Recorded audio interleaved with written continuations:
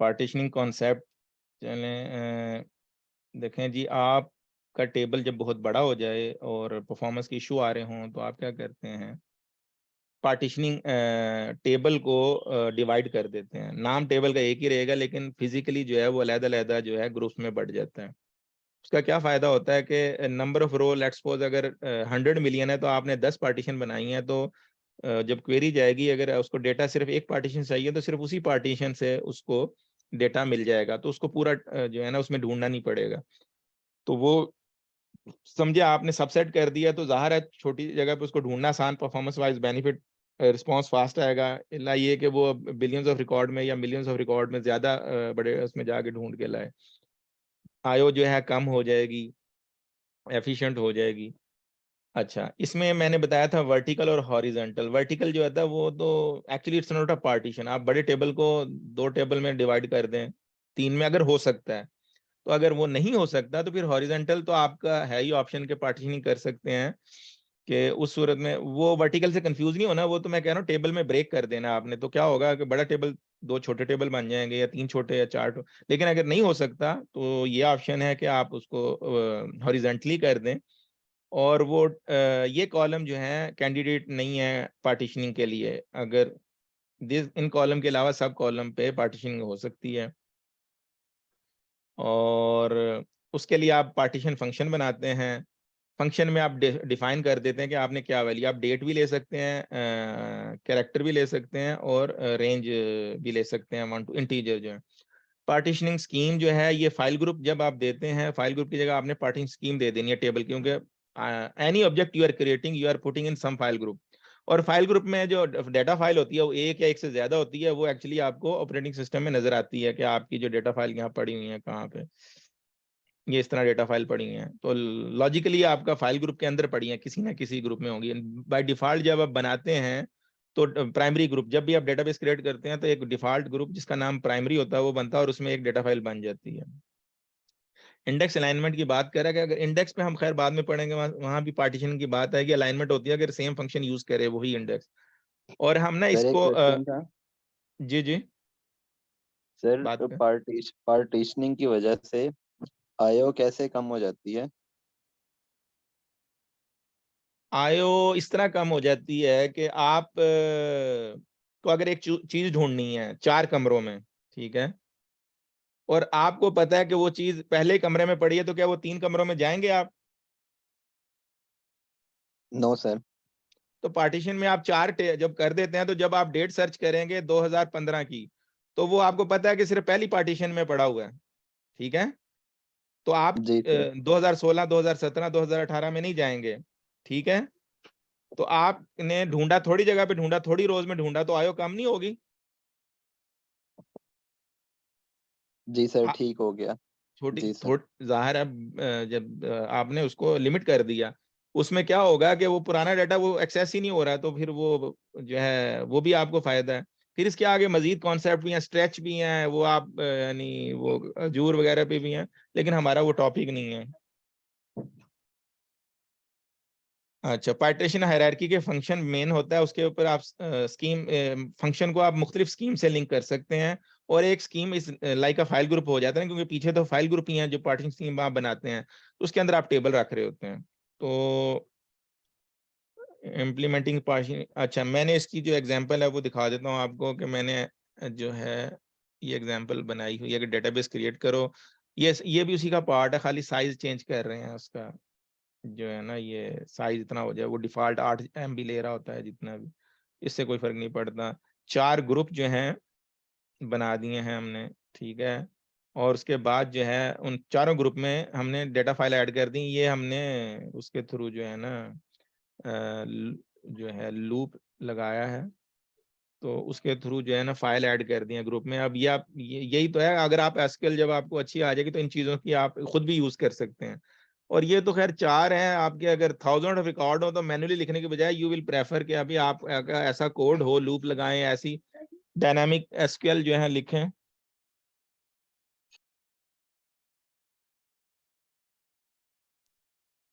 ठीक है।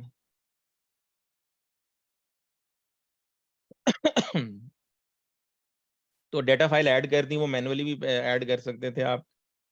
उसके बाद हमने सर एक क्वेश्चन है सर, जिस तरह आपने बताया कि जब हम प्रैक्टिकल काम कर रहे होते हैं तो अ, हम पहले डाटा को चेक करते हैं, जो भी चीज़ अप्लाई करनी होती है उसको पहले चेक किया जाता है, फिर उसको अप्लाई किया जाता है। तो वो जो ओरिजिनल डाटा होता है उस पे अप्लाई करते हैं, या पहले कोई डमी डाटा होता है उस पे चेक करते हैं ऑलवेज कि देखें, हमारा एनवायरनमेंट हमेशा जो है ना टेस्ट का बनाया जाता है, वो मस्ट है, ये स्टैंडर्ड है। इवन 4 एनवायरनमेंट आपको आईटी में बता दूं कि 4 एनवायरनमेंट बनाए जाते हैं जो सबसे परफेक्ट होता है। पहला डेवलपमेंट, जिसमें डेवलपर ना काम कर रहे होते हैं, उसमें वो जो मर्जी करें जैसे मर्जी, फिर उसको अगर वो जब वहां से देते हैं आपको चीजें, तो वो आप टेस्ट एनवायरनमेंट में डिप्लॉय करते हैं, वहाँ टेस्टिंग होती है। फिर उसके बाद प्री प्रोडक्शन या स्टेज कहा जाता है, जो सेम कॉपी होता है प्रोडक्शन की, वहां पे अप्लाई किया जाता है कि भी, क्योंकि ताकि सेम एनवायरनमेंट हो प्रोडक्शन की तरह के, उसमें चेक किया जाता है। जब उसमें आप कर लेते हैं, उसके बाद आप प्रोडक्शन, फिर उसके लिए भी पूरा एक प्रोसीजर है कि भी चेंज रिक्वेस्ट, ये वो सब, के भी डाउन टाइम, रोल बैक, अगर प्रॉब्लम आएगा तो क्या करना है, रोल बैक करना है। तो वो पूरे एक प्रोसेस है जो है उसके, ठीक है जी। ये ऐसे नहीं है जो मर्जी मुंह उठाया और प्रोडक्शन पे आपने इम्प्लीमेंट कर दिया। इवन चेंज होगा तो मैनेजमेंट आपसे पूछेगी चेंज क्यों हुआ, प्रॉब्लम क्यों आया। तो जब आप पूरा प्रोसीजर फॉलो करके चलेंगे तो फिर उसके बाद, नहीं आपने पूरा स्टैंडर्ड फॉलो किया, कोई आप पे उंगली नहीं उठाएगा। बात समझ रहे हैं आप ये अब? Yes sir. अच्छा, अब हम ये राइट पार्टीशन में मेरी हेल्प करेगा कौन? काशिफ, आप ही बताओ कैसे मैं लिखूं ताकि सबको समझ आ जाए। जो लेस देन होगा, अगर वो 2 जनवरी से वो इधर आ जाएगा। और जो सेकंड पार्टीशन होगी के ग्रेटर देन, अब ये तो एक होगी पार्टीशन, ठीक है जी। मैं उसका वो दोबारा दिखा भी दूंगा, अभी हम इसको खुद बनाते हैं। ग्रेटर देन, इक्वल टू, के एक एक 2015 के बराबर हो या ज्यादा हो, और 2016 से कम हो, ठीक है जी।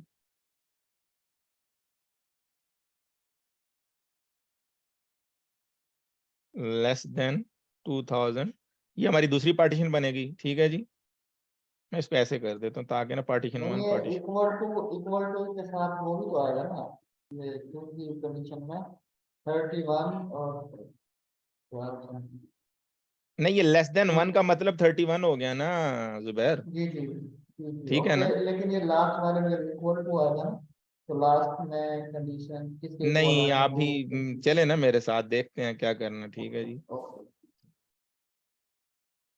4 पार्टीशन बनाते हैं, फिर वो मैं दिखाता हूँ, चले और अच्छा आपको, इसके क्योंकि साथ राइट इक्वल टू पार्टीशन पर है आ ना। जाएगा। जी, हाँ, इसके साथ इक्वल टू आ जाएगा हमारे पास।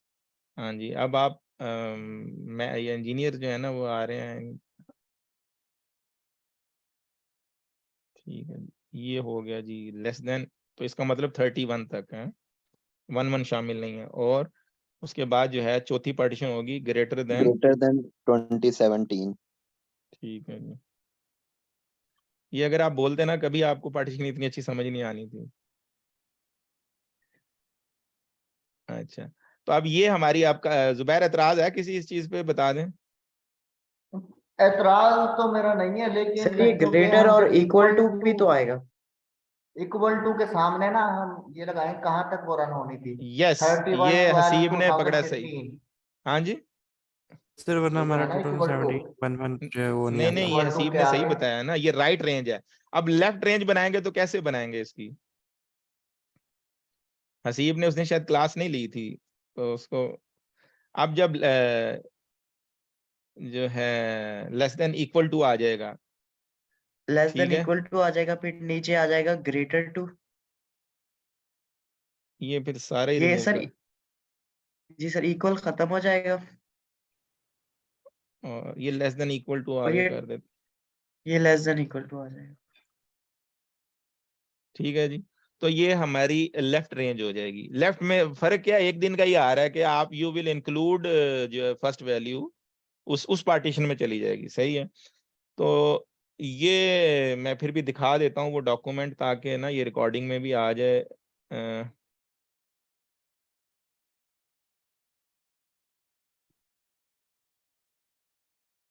ये पार्टीशनिंग रेंज राइट पे है, ये देखें जी, ये एग्जांपल है लेफ्ट की।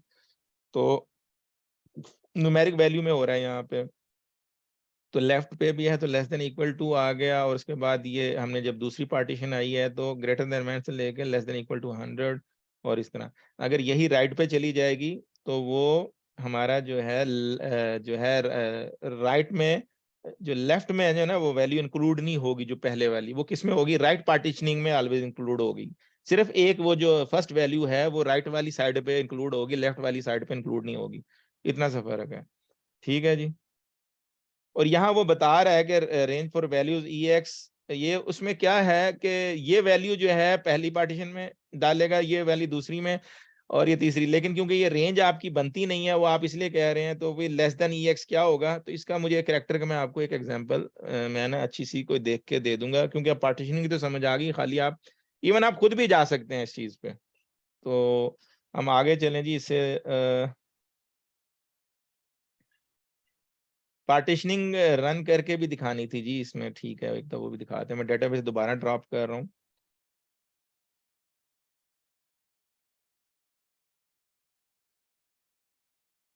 लिनक्स किसने इंस्टॉल कर लिया है, ये ड्रॉप नहीं करने देगा, क्योंकि इसको डेटाबेस को कनेक्ट है, तो या तो हमें चेंज करना पड़ेगा कनेक्शन, क्योंकि मुझे चाहिए था क्लोज एग्जिस्टिंग कनेक्शन, तो अब चलेगी, डेटाबेस डिलीट होगी। ठीक है, लिनक्स किसने इंस्टॉल कर लिया है? ये सर इंस्टॉल हो गया, सिर्फ वो नेटवर्किंग की वो कनेक्शन करते हुए कॉन्फ़िगर करते हुए थोड़ा इशू आ रहा है, बाकी सारा इंस्टॉल है। क्योंकि मैंने ना उसका लिनक्स का पूरा वो कर लिया हुआ है पूरा ना, मैंने अपना डॉक्यूमेंट बना लिया लिनक्स का, पहले किया था वो दूसरे वर्जन पे था, अब मैंने, तो वो है तो 15 मिनट का ही काम, लेकिन चले मैंने उसको आज नहीं करता, आज इसी को ही करते हैं, कल जो है ना हम उसका, क्योंकि वो आपका एक चैप्टर है तो वो करा देता हूँ। ये जी हम ग्रुप ऐड कर रहे हैं डेटाबेस क्रिएट की, प्राइमरी ग्रुप के बदले हमने 4 मजीद ग्रुप ऐड किए हैं, और उसको मैंने अब उन ग्रुप में फाइल ऐड कर रहा हूँ। ठीक है, ये लूप के थ्रू।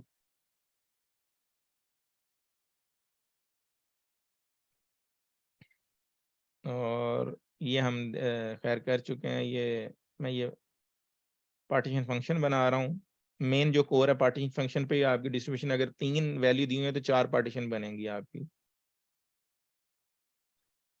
ठीक है जी। और फिर पार्टीशन, उसी जो स्कीम बनानी है आपने, ठीक है जी, create partition scheme as partition, ये हमारा पार्टीशन फंक्शन का नाम है जो अभी बनाया है, और उन 4 ग्रुप को लिंक कर रहे हैं उससे। ठीक है जी, ऑर्डर में।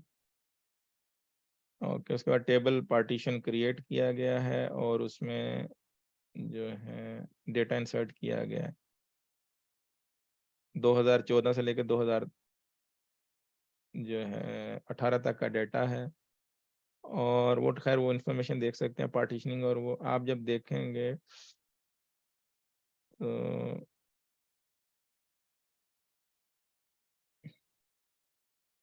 ये डेटा है, और यहाँ पे वो बता रहा है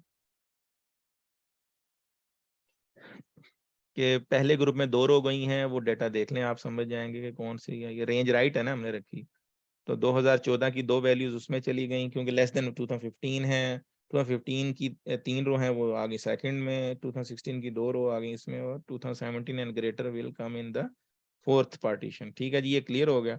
अब हम आगे चल रहे हैं, कंप्रेशन पे बात फिर कर लेते हैं कि भी कंप्रेशन करनी क्यों है कि जी जी एक मिनट, ये जो वैल्यूज आपने पुट की हैं इनमें वेरी लास्ट वैल्यू और वेरी फर्स्ट वैल्यू ऐसे कोई इंक्लूड होने चाहिए जिससे कॉन्सेप्ट क्लियर होगा ना। जहाँ हम ग्रेटर देन और लेस देन के एंड वाली है लाइक 12 1 31 12 2016 15 से पहले वाले जो लास्ट वेरी लास्ट एंट्री है ना, वो हमारी यहाँ होनी चाहिए जिससे हमें रेंज को पता चलेगा। जुबैर, आप इसमें काशिफ हसान आपको क्लियर है वैसे बात? जी सर क्लियर है सर। हाँ, ये अब आप जिस तरह जुबैर अपने एग्जीक्यूट, हिसाब से अच्छी एग्जांपल बना के प्रैक्टिस कर सकते हो, यानी मेरी बात समझ रहे हैं ओके, आप? मैं समझ गया। हाँ जी, अच्छा जी। अब आ जाएंगे हम कंप्रेशन पे। ठीक है, और मेरी बात का माइंड ना किया करो जुबैर, अगर किसी गुजार है, अब उस्ताद शागिर्द का रिश्ते से मैं आपको कह रहा होता हूँ। ठीक है, कोई बात नहीं, वो मैं मुझे पता है ये पॉसिबल, मैं कर लेता हूँ बाद में। When you think of it is कि भी आपने स्टोरेज बचानी है, लेकिन मैंने कहा कि आपने नहीं बचानी, डीबीए को स्टोरेज नहीं परफॉर्मेंस पे करना चाहिए। उनसे जो कंपनी को कहें जी स्टोरेज प्रोवाइड करे जो भी है ना, लेकिन परफॉर्मेंस ज्यादा मैटर करती है। फिर भी आप जो है कंप्रेशन जो है करेंगे, क्योंकि ये सीपीयू को आपको जो है आईओ और सीपीयू दोनों आपके ज्यादा यूज करेगी। फिर भी अगर है तो यू कैन यूज, ठीक है। जो ये पेज का उसने दिया हुआ है कि पेज हेडर, हर पेज जो ब्लॉक है ना उसके अंदर पेज हेडर होता है और उसका अरे रखा होता है, उसके अंदर जितनी रोज होती है उसकी इंफॉर्मेशन होती है। तो अब हम जो है रो कंप्रेशन की बात कर रहे थे। मेन चीज ये करते हैं कि जो एक हमारा वेरिएबल कॉलम होता है जिसमें वैर कह रहा है कि जितनी उसको आप डेटा रख रहे हैं उतना वो यूज करता है स्टोरेज। लेकिन इसमें जब आप रो कंप्रेशन एनेबल कर देते हैं तो आपके जो फिक्स लेंथ कॉलम हैं वो भी वेरिएबल हो जाते हैं, इवन नल इन सबको जो है वो कंट्रोल करता है, ठीक है। और उससे आप वो स्टोरेज बचाने की कोशिश कर रहा होता है। और पेज कंप्रेशन जो है वो भी उस पर भी वो कोशिश कर रहा होता है कि भी पेज जो है वो कंफर्म कर, वो कह रहा है कि two different form of the first one is prefix. जब वो पेज कर रहा है वो खुद ब खुद, अब दो है मेन जो है रो और पेज कंप्रेशन। तो एक तो प्रीफिक्स है, वो प्रीफिक्स का करता कैसे है वो भी मैंने पहले बताया था कि भी आपकी एक चीज रिपीट हो रही है बार बार, जैसे पोस्ट रिपीट हो रहा है इसमें, तो क्या करता है इसको एक वैल्यू दे देता है 4। वो उसके लिए, हमारे लिए नहीं है, कि जब भी हम सिलेक्ट करेंगे हमें तो वही डेटा नजर आएगा, लेकिन जो इंजन है ना उसका वो क्या करेगा, पेज में कंप्रेस करके उसको इस वैल्यू से एक वैल्यू उसकी पोस्ट रखेगा और उसको बता देगा मैंने इसका जो है ना पॉइंटर है वो 4 बना दिया है, कि अगर पोस्ट जब भी हो तो वो हमें सही डेटा दिखाएगा। लेकिन इंटरनली वो कैसे रखेगा, जो भी जिसको भी वो वैल्यू दे के अपने हिसाब से कंट्रोल करेगा। टी डबल ई के लिए 5 यूज या टीथ के लिए 5 यूज कर रहा है, और टी डबल ई के लिए 3 यूज कर रहा है, और टी के लिए 2 यूज कर रहा है, ठीक है जी। और ये फिर दूसरा है डिक्शनरी कंप्रेशन, जो है ये 0 1 को यूज करता है वैल्यू। तो इसमें भी वो जो है, ये आप जब दो कंप्रेशन की सिर्फ है हमारी टाइप्स, रो और पेज। तो पेज के अंदर आपकी है प्रीफिक्स और डिक्शनरी। तो ये डिक्शनरी 0 1 के लेवल पे वो खुद जाके कंट्रोल करता है। उसमें आपको पता है ये जो है जब बाइनरी की बात आ जाती है तो ये सबने पढ़ा होगा। इस पे भी मैं आपको एक डॉक्यूमेंट शेयर करूंगा। तो वो बाइनरी के हिसाब से कंट्रोल करता है अपने जो कैरेक्टर्स को। और पेज कंप्रेशन का स्ट्रक्चर ये बता रहा है, खैर ये हमारे लिए इम्पोर्टेंट है कि करना है। अच्छा, कॉलम स्टोर का आगे है ना आना टॉपिक। ये जो कॉलम स्टोर है ना, ये इन्होंने बाद में वैल्यू ऐड किया है कि आप जो है कॉलम स्टोर इंडेक्स लगा सकते हैं। तो इसको हम पढ़ेंगे, ज्यादा बेहतर पता चल जाएगा उसका ना। और ये इससे जो है ज्यादा ये रीड ओनली टेबल्स के लिए बेहतर होता है। इस पे जब हम टॉपिक में आएंगे तो आपको उसकी समझ आ जाएगी। एस्टिमेट सर करने का तरीका ये है कि आप जो है, जी कौन बोल रहे सर हैं? एक क्वेश्चन था। हम्म। सर इसमें डिक्शनरी का क्या मतलब है? डिक्शनरी बाइनरी उसमें लेता है। डिक्शनरी की जब ये बात कर रहा है यहाँ पे पेज कंप्रेशन में है कि भी dictionary compression performed after all को हैव बीन कंप्रेस यूजिंग। अगर प्रीफिक्स कंप्रेशन, ये एक्चुअली तो ये हमने नहीं देना, हमने सिर्फ कहना पेज कंप्रेशन करो। तो वो पहले ट्राई करेगा कि जितने हैं ना आपके प्रीफिक्स से कंप्रेस हो जाए। उसके बाद क्या करेगा, look all column with in a page and find value that match the matching for using the binary representation.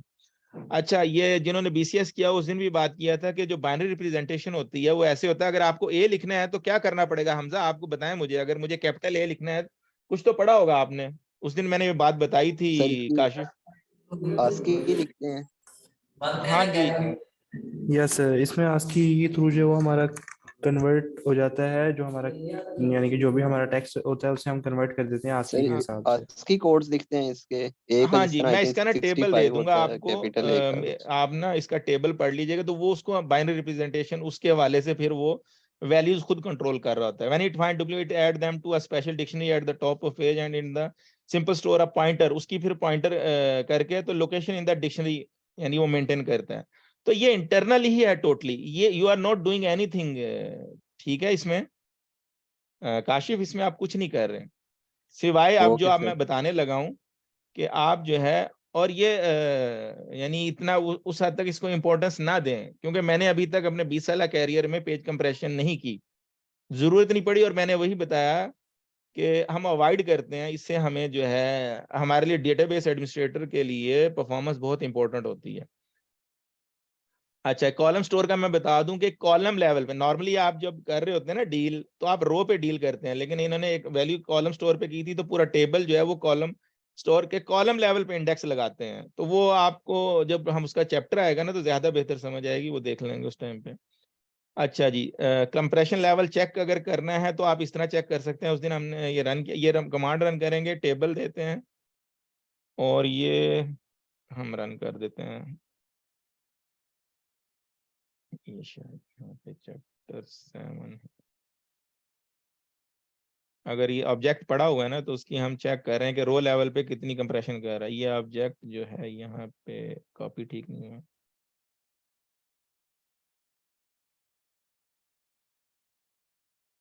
तो ये बता रहा है कि जब विद रिक्वेस्ट कंप्रेशन सेटिंग से इतना हो जाएगा, तो आप चेक करेंगे कंप्रेशन, वो आपकी मर्जी है। अनेबल करना चाह रहे हैं तो कुछ ना कुछ तो है वो कंप्रेशन करेगा। अगर आपको कुछ भी कंप्रेशन ऑलरेडी आपने स्मार्टली डेटा रखा हुआ है तो उस सूरत में आपको पता चल जाएगा। ये रो लेवल पे चेक कर रहा है, ये पेज लेवल पे अगर आप कंप्रेशन करेंगे तो भी टेबल का आपको क्या बेनिफिट होगा।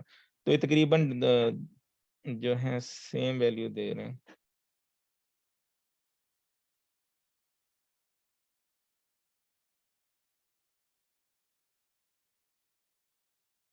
ठीक है, इसमें दोनों को इकट्ठा रन कर लेते हैं, देखें कंपैरिजन करें इसमें। तो सेम वैल्यू है, ठीक है, कंप्रेशन में उसको सेम वैल्यू मिल रही है।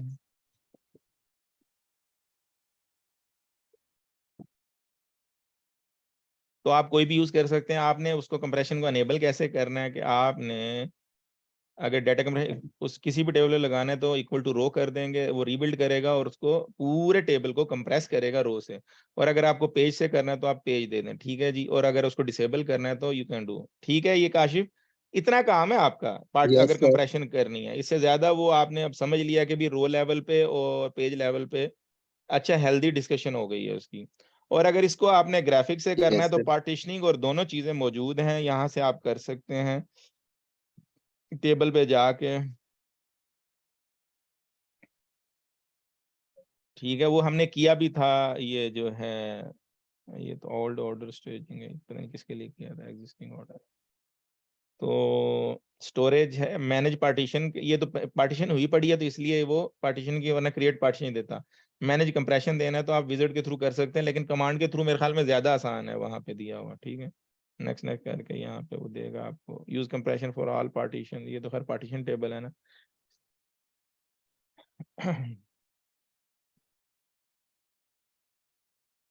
मेमोरी ऑप्टिमाइज टेबल की ना एग्जांपल कर लेते हैं। इसमें दी हुई है या फिर मैंने बनाई है, अगर नहीं तो इसी की यूज करते हैं पहले। अच्छा, इसमें क्या है, आप ये ना ऑप्शन बाद में आई है, ये तकरीबन मेरे ख्याल है 2012 में लाया या 2016 में, कि आप जो अपना टेबल है कि आपको जो है परफॉर्मेंस नहीं मिल रही अच्छी और आपके पास रैम पड़ी, तो आपका वो जो टेबल है ना, आप चाहते हैं कि उसको मेमोरी में रख दें। मेमोरी इसके बकौल तो 100 टाइम फास्टर है, ठीक है ना। ये इसको बल्कि हैकाथॉन का नाम देता है कि भी जब आप ये रखते हैं ना तो उसमें यहीं कहीं आएगा, मैं दिखाऊंगा आपको। इट इज वेरी फास्ट, यानी बहुत अच्छा खासा फर्क होता है। 100 टाइम तो नहीं होता, बट मेमोरी में जब वो टेबल रखेंगे तो आपको प्रॉब्लम आ रहा है, तो उस सूरत में आप उसको मेमोरी में रखेंगे। उसका रखना कैसे वो देख लेते हैं। Memory optimize table throughout your, they have many, उसमें लिमिटेशन भी हैं, ज़ाहिर है। तो वो लिमिटेशन जो है बताई वो ये है कि भी आप जो है memory table support the following type of index, non cluster hash index. Hash index जो होता है ये उसको ये समझे कि सेट बनाता है रोज का, और ये नॉन क्लस्टर इन दो पे आप इंप्लीमेंट कर सकते हैं। Hash index organised into buckets, जैसे ना टोकरियों में नहीं चीजें रख रहे होते हैं वो। अच्छा, अब वो यहाँ पे टेबल क्रिएट कर रहा है, हम इसी डेटाबेस को ले लेते हैं। क्रिएट टेबल कर रहा है, ये उसने बकेट काउंट ऐसे देना पड़ता है। अगर आपके पास लाख रो हैं तो बकेट काउंट में आपने डबल कर देनी है, ठीक है जी। ये इसका तरीका है, आपको उसको डबल करना पड़ेगा अमाउंट को, जितनी रो हैं आपकी।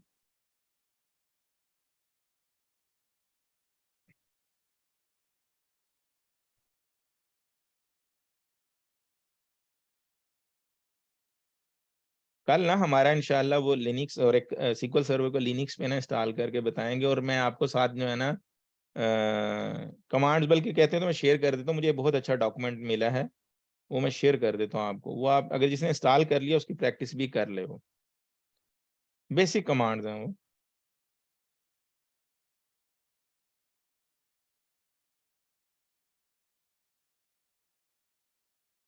ये भी टाइम लेगा शायद, क्योंकि मेमोरी हमारे पास थोड़ी है बहुत, तो हाँ। ये क्या कर रहा है जी, टेबल क्रिएट कर रहा है और उसमें जो बकेट काउंट बता रहा है 2 लाख, अगर ये लाख रो जनरेट होंगी, अभी करेंगे with memory optimize equal to ओम, ये ऑप्शन दे दिया आपने, कभी मेमोरी ऑप्टिमाइज हो गया, ठीक है। अच्छा, इसके लिए आपने ग्रुप बनाना पड़ेगा, क्या हमने ग्रुप बनाया था? वो ग्रुप पे आ जाए वापस, हमें ना ग्रुप हमने एक बनाया था, वो दोबारा बनाना पड़ेगा। याद है आपको ये मेमोरी ऑप्टिमाइज के लिए?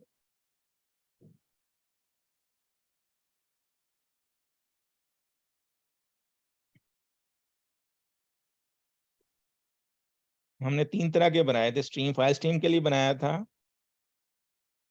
और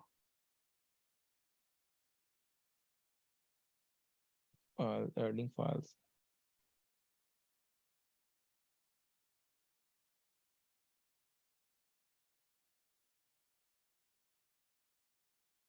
ये है मेमोरी ऑप्टिमाइज के लिए।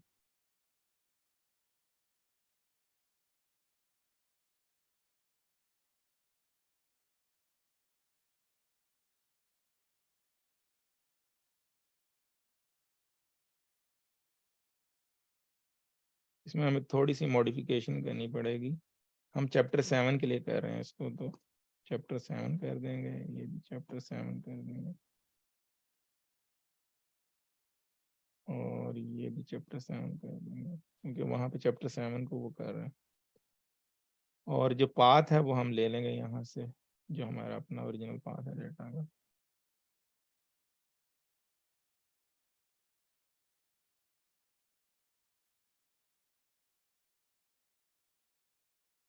ठीक है, और ये चैप्टर 7, कहीं पे चैप्टर 6 रह तो नहीं गया? ठीक है,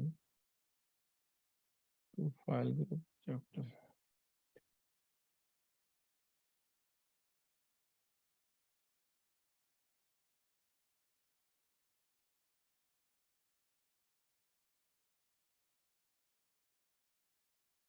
ऑलरेडी एग्जिस्ट कर रहा है इसमें, ठीक है। इन मेमोरी 1,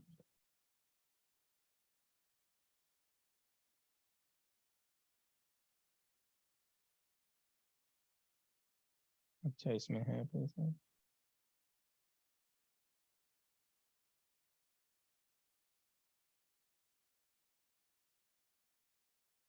ये मेमोरी ग्रुप में है, ठीक है ऑलरेडी।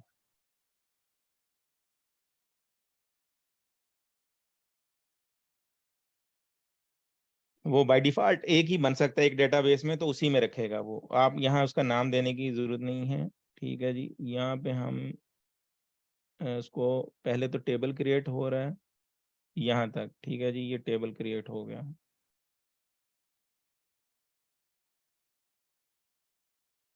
नॉन क्लस्टर्ड हैश के साथ, ठीक है। ये बहुत स्पेसिफिक पर्पस के लिए, जब एक डेटा टेबल बहुत ज़्यादा यूज़ हो रहा है और बहुत बड़ा ना हो, क्योंकि मेमोरी आपकी फिर वो उसका भी देखना पड़ता है।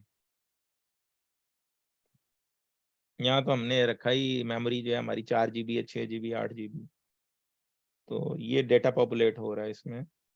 मेरा ख्याल है तकरीबन ये 1 मिलियन तक, लाख तक जाएंगी ये रोज।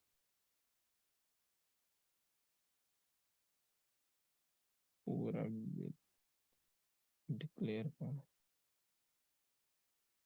ये वेरिएबल डिक्लेयर कर रहा है उसमें, ठीक है। फिर उससे टेबल वेरिएबल जो है, फिर सिलेक्ट वन नंबर यूनियन +1, यहाँ पे एक तरह का लूप सा लगा रहा है, 100 जाएगा, फिर उसी वेरिएबल टेबल में इंसर्ट कर रहा है, और उसको जो है ऊपर की जो रो है वो CT की, उससे रो इसमें इंसर्ट कर रहा है।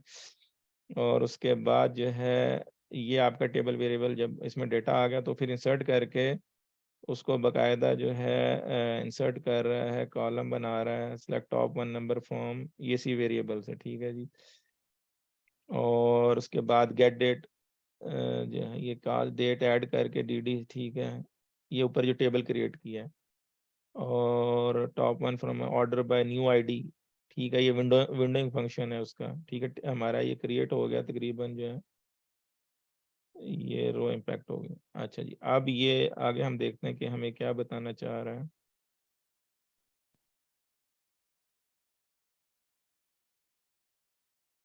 टेबल क्रिएट हो गया। अच्छा, वो डिस्टिंक्ट वैल्यू की बात हो रही थी, जो बकेट बनेगी ना वो डिस्टिंक्ट वैल्यू पे बनेगी, ये भी बता दी यहाँ पे, इसने कहा भी होगा। जो unit bucket count using the Italy bucket count should determine the number of distinct value, ठीक है जी, तो डिस्टिंक्ट वैल्यू की डबल होनी चाहिए जो आपने बकेट काउंट दिया। अच्छा जी, ये हो गया है। अच्छा जी, अब ये क्या कर रहा है कि ना इसको डिस्क बेस्ड टेबल क्रिएट कर रहा है ताकि आप जो है ये देख सकें कि डिस्क बेस्ड टेबल और दोनों की परफॉर्मेंस में क्या फ़र्क है। सही है जी, आपको नज़र आएगा कि अभी वो कितनी देर में डेटा ला रहा है डिस्क वाले से क्वेरी जब हो रहा है, और ये तो ये पूरा हम पहले इसको क्रिएट कर देते हैं, और उसी टेबल जो मेमोरी ऑप्टिमाइज टेबल है उसी से डेटा डाल रहा है दोबारा जनरेट करने की बजाय, सेम डेटा हो जाएगा उसमें। ठीक है जी, ये ऑर्डर मेमोरी है और ये ऑर्डर टेबल जो है ये ऑर्डर डिस्क है। सही है, और उसके बाद ये सेट स्टैटिस्टिक्स ऑन डी, ये क्लियर करके देख रहा है कि दोनों जब रिकॉर्ड ला रहे हैं तो कितना टाइम ले रहे हैं, ये बेंचमार्क।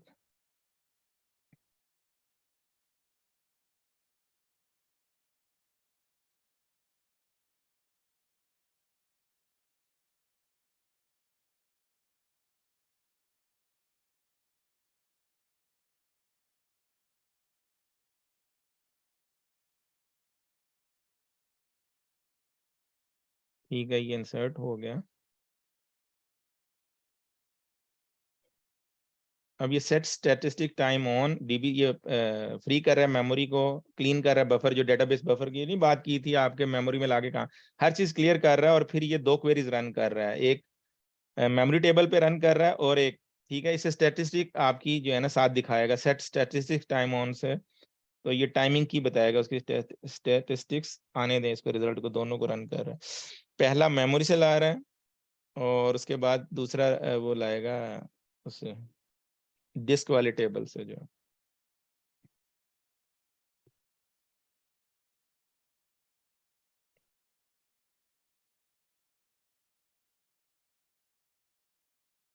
किसी का रह तो नहीं गया ना लिनक्स अपना?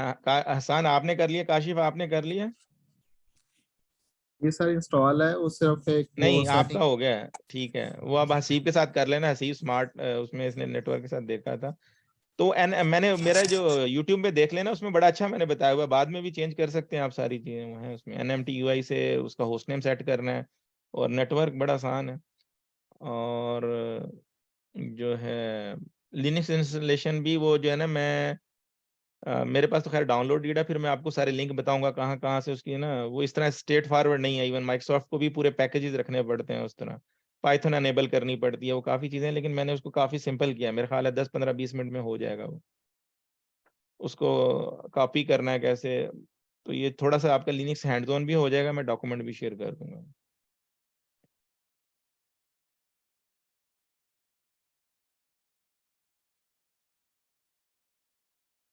डेटा काफ़ी ज़्यादा है और इसको टाइम लग रहा है, काउंट से ही देख लेते चलें।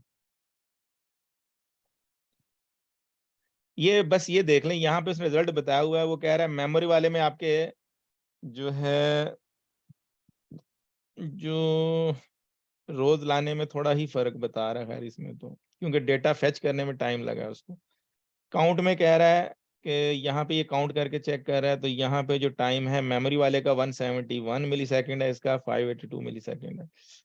CPU टाइम ये पहले में मेमोरी का अलग रख रहा है, ठीक है जी, तो CPU उसका ज़्यादा लग रहा है, इसमें कम लग रहा है, क्योंकि वो मेमोरी ऑप्टिमाइज है, तो CPU चले वो तो ज़्यादा लग सकता है, लेकिन जो ओवरऑल परफॉर्मेंस वाइज आप देख रहे हैं, क्योंकि 171 मिली सेकेंड में जो है उसने रिजल्ट आया, अच्छा खासा फर्क है, 5 टाइम्स कह लें वो मेमोरी का जो है 340% कह रहा है वो यहाँ, और यहाँ पे जो है थोड़ा ही फ़र्क है, यहाँ पे वो इतना फ़र्क नहीं है।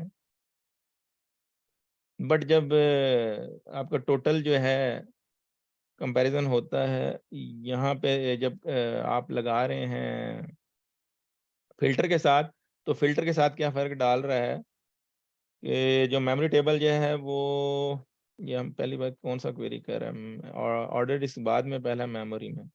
तो फ़िल्टर में लाने में इसने सीपीयू टाइम 203 लिया है लेफ्ट टाइम, और ये क्यों भाई? In this because the memory table was scanned but the cluster index on the disk base table was able to perform an indexing. The disk-based table performed definitely 10 times faster than memory.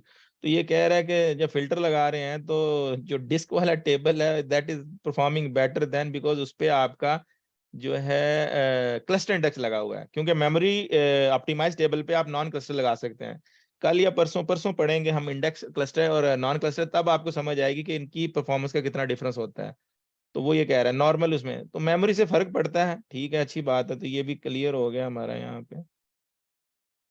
यही चीज़ वो run करके बता रहा है, यहाँ पे देखें जी, ये बता रहा है वो कि भई जो इसने 373 मिलीसेकंड लिया, इसने 100 मिलीसेकंड लिया, सीपीयू टाइम इसका ज़्यादा लगा। तो वो अब ये बताना काउंट में बेहतर है सिर्फ़ ये, तो कुछ जगहों पे बेहतर है। अब आप कहेंगे भई ये मेरा नहीं है मेमोरी ऑप्टिमाइज़ टेबल, ये माइक्रोसॉफ्ट का है, लेकिन क्योंकि उसने एक ऑप्शन देनी थी मेमोरी में रखने की, कई जगह पे वो फ़ायदा देता है। ये नहीं लेना, काउंट वाला लेना आपके लिए। अब इसका मैं ख़त्म करने लगा हूँ। हमने अभी तक इसको इसलिए नहीं, लिमिटेशन की वजह से नॉर्मली यूज़ ही नहीं करते जितनी लिमिटेशंस है ना, क्योंकि क्लस्टर इंडेक्स के बगैर आपका टेबल बेकार हो जाता है। ये है काउंट पे, काउंट फ़ौरन ले आएगा। तो इसमें आप देखेंगे जो वो लाया है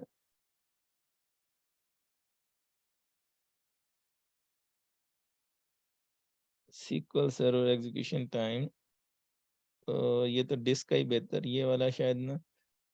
मैं दोबारा रन करता हूँ, इसको क्लीन करता हूँ पहले और फिर अलहदा से रन करता हूँ। अब इसको वो क्लीन का भी आ रहा है टाइम उसमें, ठीक है, अब आएगा सिर्फ इसका।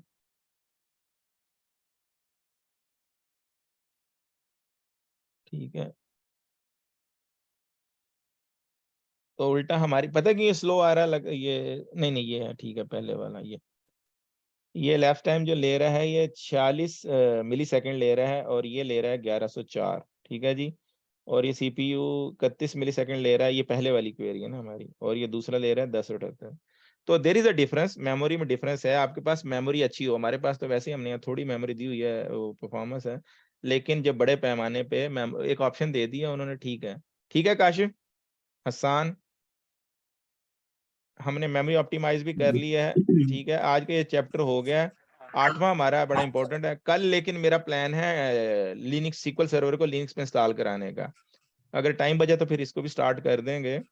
तो काइंडली सारे लिनक्स इंस्टॉल कर लें, मैं डॉक्यूमेंट भी शेयर कर दूंगा, और लिनक्स का डॉक्यूमेंट बल्कि मैं अभी देखता हूँ, आपको शेयर कर देता हूँ, उसमें आगे आप देख लें।